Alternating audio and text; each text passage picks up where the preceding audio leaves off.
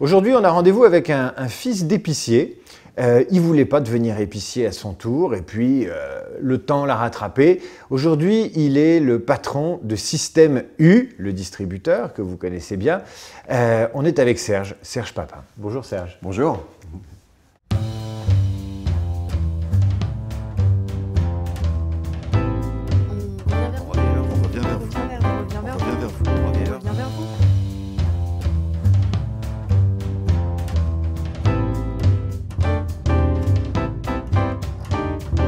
Vous vous souvenez d'un entretien d'embauche, parce que vous avez démarré à 17-18 ans chez Système U comme manutentionnaire, et puis vous en êtes le patron aujourd'hui. Est-ce qu'il y a un souvenir fondateur quand même ou pas? Oui, alors ma véritable embauche, j'étais dans une petite école de la Chambre de commerce de Nantes, et à la fin de cette formation, il y avait un entretien d'embauche fictif pour nous apprendre à bien nous comporter, alors avec des vrais patrons qui venaient, et Jean-Claude Jeunet, le président de Système U, donc c'était à Nantes, il était nantais, et il se prête au jeu, et tous les deux, nous faisons un entretien d'embauche. Info, voilà. Info. Et à la fin de l'entretien d'embauche, dans le couloir, Jean-Claude Jeunet me dit considère que c'est un entretien d'embauche réel, et tu rentres, donc ça s'appelait Unico à l'époque, tu rentres à Unico la semaine prochaine.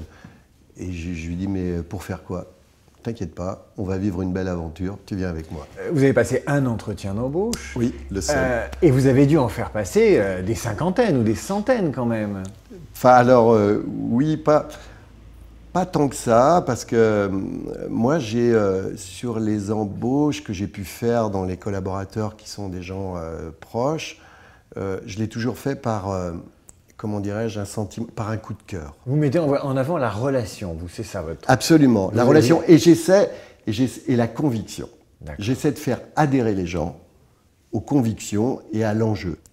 Si je prends mon directeur général, Guillaume Darras, avec lequel je m'entends très bien. Et Guillaume, quand on s'est vu, je lui ai dit, écoute, je vais te demander une chose, j'ai confiance complètement dans ton expertise, ton savoir-faire, etc. Je te demande simplement une chose, et tout à fait humblement, mais tu verras, ne le prends pas comme un prérequis de pression, etc.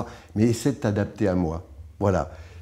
Oui, parce que quand on s'adapte à moi, je peux le renvoyer aussi d'une bonne façon. Parce que je suis un peu, en effet, dans ma façon d'être avec les gens, je suis un peu peut-être différent d'autres. Je n'ai pas d'ailleurs une relation hiérarchique. Moi, j'aime bien influencer les choses. Je préfère des relations collaboratives. Alors, ça demande pour les autres de peut-être de s'adapter à ce comportement qui n'est pas celui d'un patron qui a souvent une relation plus hiérarchique. Moi, j'aime mettre en avant la relation hiérarchique. Je ne l'ai jamais fait. Comment vous vous mettez au diapason de la personne en face de vous?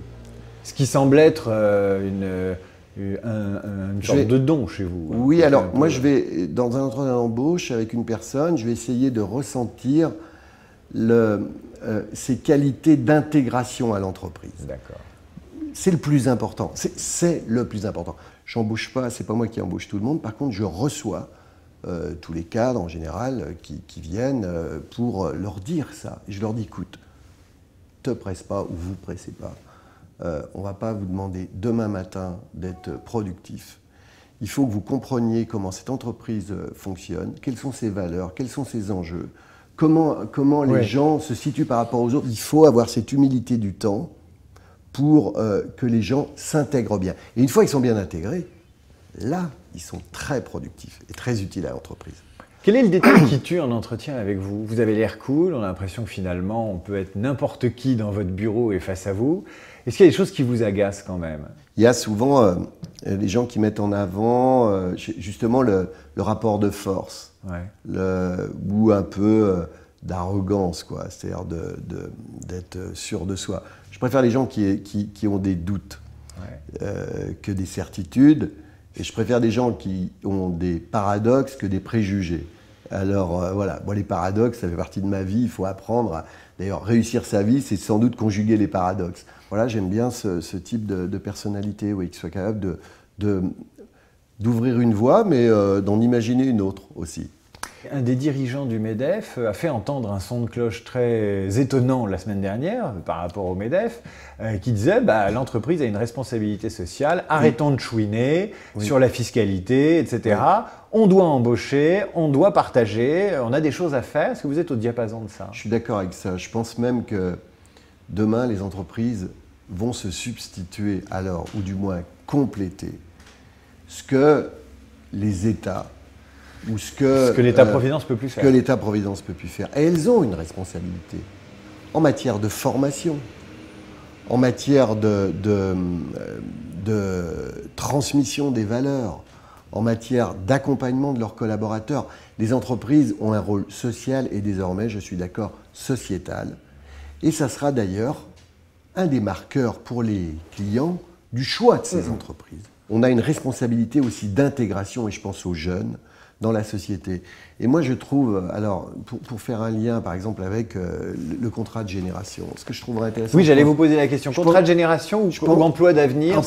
Voilà. Tout ça, vous êtes d'accord, pas d'accord? L'idée est belle. Ouais. Après, c'est la méthode.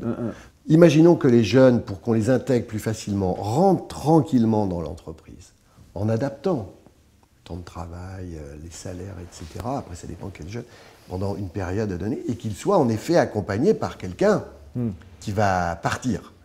Et que le tuilage de ces générations-là fasse qu'il y ait une meilleure intégration. Ça, je trouve ça bien, et il faudrait l'ouvrir. Il faudrait sans doute, alors, il y aurait peut-être besoin, je suis très prudent dans mes propos, d'assouplir les textes de loi pour cette période d'intégration des jeunes. Ça fait 2 fois que vous utilisez le mot tuilage.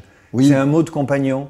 Oui, mais c'est ça le compagnonnage. C'est un mot de franc-maçon aussi. Oui, alors je ne suis pas franc-maçon. Non, mais pas du tout. Vous pourriez, il n'y a pas de honte. Oui, mais par contre, le compagnonnage, j'y crois beaucoup. D'accord. Vous êtes un compagnon. Voilà, un c'est compagnon système U. Oui. Compagnon, ça veut dire quoi? Ça veut dire cheminer avec. Voilà, mais c'est ça qui est bien. Quel est le défaut que vous n'avez pas? Le défaut que j'ai pas d'avidité. Vous n'êtes pas à pro-gain? Non. C'est curieux pour un distributeur. Oui, voilà, c'est ça. Oui. Et la qualité professionnelle que vous aimeriez avoir? Vous vous dites ça me manque, j'ai cette lacune-là. J'ai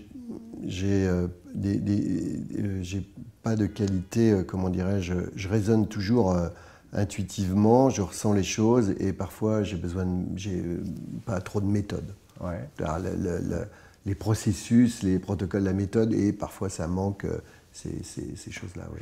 Imaginons qu'un gouvernement vous propose d'être secrétaire d'État à la consommation. Il faudrait, oui, mais alors pourquoi pas? Merci. Merci à vous.